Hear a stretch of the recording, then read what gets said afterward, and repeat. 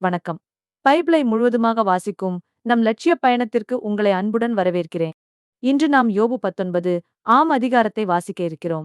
இதுவரை நாம் மொத்த பைபிளில் 38.18% வாசித்து முடித்துவிட்டோம். இன்னும் சில அதிகாரங்களை முடித்தால் நம் பயணம் வெற்றிகரமாகும். இன்றைய வாசிப்பின் மூலம் அந்த இலக்கை இன்னும் முன்னோக்கி நகர்த்துவோம். வாங்க தொடங்குவோம். பற்றுறுதியின் வெற்றி. பின் யோபு உரைத்த மறுமொழி. என் உள்ளத்தை எவ்வளவு காலத்திற்கு புண்படுத்துவீர்? என்னை வார்த்தையால் நொறுக்குவீர். பன்முறை என்னை பழித்துரைத்தீர். வெட்கமின்றி என்னை தாக்கிப் பேசினீர். உண்மையாகவே நான் பிழை செய்திருந்தாலும் என்னுடன் அன்றோ அந்த பிழை இருக்கும். எனக்கு எதிராய் நீங்களே உங்களை பெருமைப்படுத்திக் கொள்வீர்களாகில், என் இழிநிலையை எனக்கு விரோதமாய்க் காட்டுவீராகில், கடவுள்தான் என்னை நெருக்கடிக்குள் செலுத்தினார் என்றும் வலைவீசி என்னை வளைத்தார் என்றும் அறிந்து கொள்க. இதோ கொடுமை என கூக்குரலிட்டாலும் கேட்பாரில்லை, நான் ஓலமிட்டாலும் தீர்ப்பாரில்லை.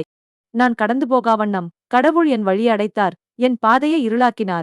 என் மாண்பினை அவர் களைந்தார், மணிமுடியை என் தலையினின்று அகற்றினார். எல்லா பக்கமும் என்னை இடித்துத் தகர்த்தார். நான் தொலைந்தேன். மரம் போலும் என் நம்பிக்கையை வேரோடு பிடுங்கினார். அவர்தம் கோபக்கனல் எனக்கெதிராய்த் தெரித்தது. அவர் எதிரிகளில் ஒருவனாய் என்னையும் எண்ணுகின்றார். அவர்தம் படைகள் ஒன்றாக எழுந்தன. அவர்கள் எனக்கெதிராய் முற்றுகையிட்டனர். என் கூடாரத்தை சுற்றிப் பாசறை அமைத்தனர். என் உடன் பிறந்தவரை என்னிடமிருந்து அகற்றினார். எனக்கு அறிமுகமானவரை முற்றிலும் விலக்கினார். என் உற்றார் என்னை ஒதுக்கினர். என் நண்பர்கள் என்னை மறந்தனர்.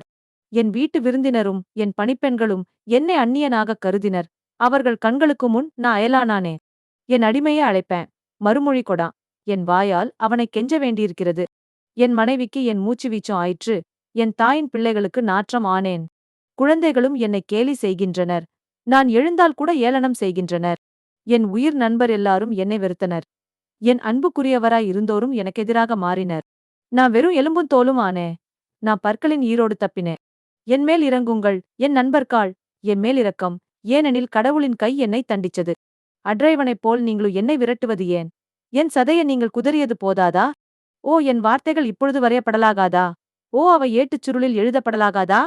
இரும்புக் கருவியாலும் ஈயத்தாலும் என்றென்றும் அவை பாறையில் பொறிக்கப்பட வேண்டும். ஏனெனில் என் மீட்பர் வாழ்கின்றார் என்றும் இறுதியில் மண்மேல் எழுவார் என்றும் நான் அறிவேன். என் தோல் இவ்வாறு அழிக்கப்பட்ட பின் நான் சதையோடு இருக்கும்போதே கடவுளைக் காண்பேன். டானே, அவர் என் பக்கத்தில் நிற்க காண்பேன். என் கண்களே காணும், வேறு கண்கள் அல்ல. என் நெஞ்சம் அதற்காக ஏங்குகின்றது. ஆனால் நீங்க பேசிக் கொள்கின்றீர்கள், அவனை எப்படி நாம் வதைப்பது? அவனிடம் அடிப்படை காரணத்தை எவ்வாறு கண்டுபிடிப்பது? மாறாக வாளுக்கு நீங்களே அஞ்ச வேண்டும். ஏனெனில் சீற்றம் வாளின் தண்டனையே கொணரும். அப்போது நீதி தீர்ப்பு உண்டு என்பதை அறிந்து கொள்வீர்கள். நாம் 1189 அதிகாரங்களில் 455 அதிகாரங்களை நிறைவு செய்துவிட்டோம். இன்னும் சில அதிகாரங்களை வாசித்தால் முழு பைபிளையும் முடித்துவிடுவோம். நாளை அடுத்த அதிகாரத்தை பார்க்க சந்திப்போம். நாள்தோறும் இந்த பயணத்தில் நீங்களும் பங்கேற்றால் பைபிளை முழுமையாக வாசித்து முடிப்போம். இது நம் வாழ்க்கையிலும் ஆன்மாவிலும் பெரிய மாற்றத்தை ஏற்படுத்தும். இந்த பயணம் உங்களுக்கு நம்பிக்கையையும் சமாதானத்தையும் கொடுத்தால் இந்த வீடியோவை லைக் செய்யவும் சப்ஸ்கிரைப் செய்யவும் மறக்க வேண்டாம். பகிர்ந்து மற்றவர்களையும் இந்த பயணத்தில் சேருங்கள். நாளை மறக்காமல் வாருங்கள்.